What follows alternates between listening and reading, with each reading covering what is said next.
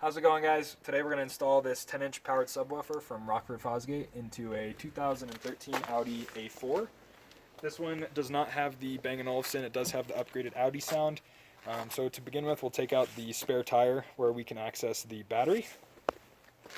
By doing that, there's a little spin knob.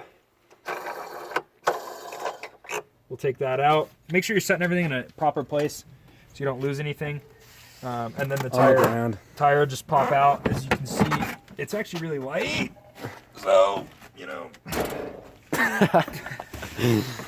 And then there's going to be this little cover. And boom, the battery's in the back. And boom, Look at that. The battery's in the back. That's actually a pretty big battery. Hey, don't show my bills from T-Mobile, doggy. How we're going to do it, and we're going to connect it via the high input, which is the thinner wires for the speakers. And so here we have 4 wires. One's going to be the power, one's going to be the ground, and then you see we have 4 of them, so 2 on the right side of the speaker and then 2 on the left side of the speaker. But the Audi here has a powered sub right underneath here, and we're going to try to connect it to that instead and get the inputs from there, because then we don't have to go in the door panels. And there's the wire. We just disconnected it. So what we did is just went over to Home Depot real quick, got a couple of these connectors. These are really nice because you don't actually have to connect or cut this wire. And then what we're going to do is connect this, connect a wire, and then bring it over to the subwoofer and bring it down here. So let's go ahead and do that. So we're just going to take off that nice little covering on that wire so we can get a little bit more room on it. Yeah, this one goes right here. Slides all the way through. Oh, let's think about this. So it's going to go like that.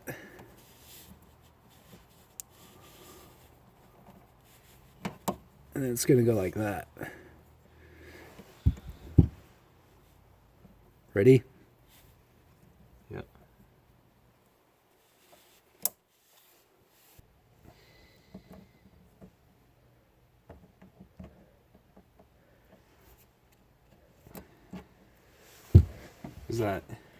Is it cutting through or no? Yeah. And then close it. We're going to do the exact same thing on the other wire. There's a total of 2. Slide it in. It's just going to snap in like that. Make sure this one's always pushed up against. Sometimes it likes to fall out. And then we're going to, these are, it's pretty thick wire. So we're going to use some needle nose and pinch it in instead of just using that plastic bit. Also, you want to be pretty aggressive and strong with the force, but you want to make sure you're not bending the connector. Oh, yeah, there we go. You can see now it's flush and it went through both the wires. You can do a little tug to make sure they're all in there correctly. And then it's just going to snap in like that. We can plug our subwoofer connector back up there. Pull it back a little bit, make sure it's in there. And we're set. Place it right in there where that spot's going to push in. So we're going to connect this end of the battery, and then we also have a nice little fuse. So just like, I'm going to place it like about 1.5 feet off of the battery pack, so it's away from the battery but close over there in the trunk. Just snip it, and then we're going to strip both sides and then slide it in here and then tighten it down with an Allen wrench. Alright, so we got the cap, the 8-gauge wire, it's all stripped, ready to go. Slide it in there.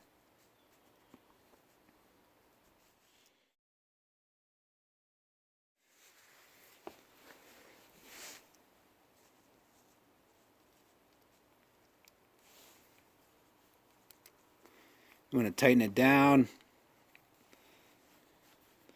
Don't torque it down too tight though, just make sure it's nice and snug there. You can give it a little pull, it's good to go. And then this is just a nice little protector so nothing's going to short it or anything. And then we're going to do the same thing on the other side.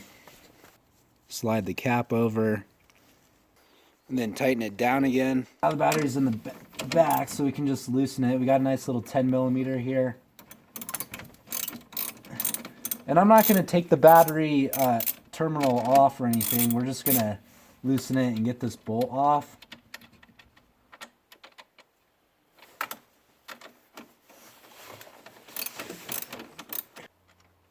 Got your 10 mil again?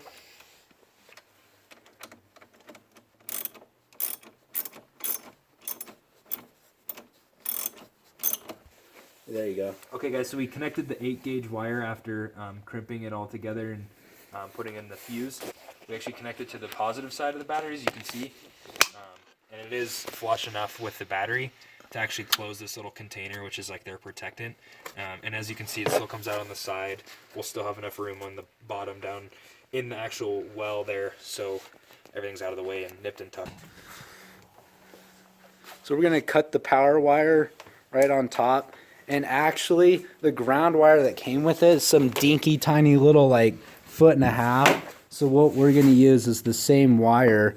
We're going to mark it up with electrical tape to show that it's actually the ground wire. But we're going to connect this, that is now our ground wire, to the battery terminal and then go all the way to the powered sub.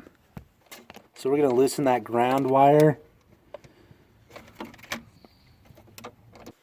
So we finally have the power connected and the negative connected. I've got the power right here, and then I have our negative wire. I just put a little bit of electrical tape on it to show that it's actually the negative cord. And then I'm just going to loosen the Allen key right here, slide it in.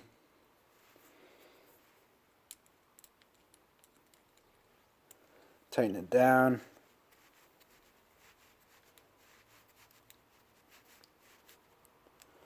Give a nice little pull, and then we're set to go. We can plug this into the powered amp. So we kind of got it jerry-rigged. We got the speaker wires just spliced together, and then the wires coming up, making sure it's all good to go. And then now we're gonna wire it and place it all together. But it's all working, everything's happy, so we're actually gonna be good to go. So we can put the sub back over there, get the wires all cleaned up.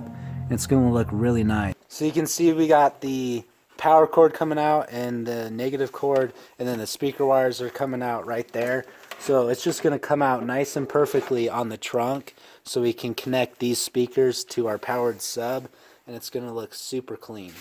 Ladies and gentlemen, we have finally crimped those last 2 wires on. So we've got our speaker wires connected to the amplifier. These 2 or if you were using like a left side and then a right side, but we ended up connecting it to the amp. And then we have our positive and our negative. Negatives on the left, positives on the right.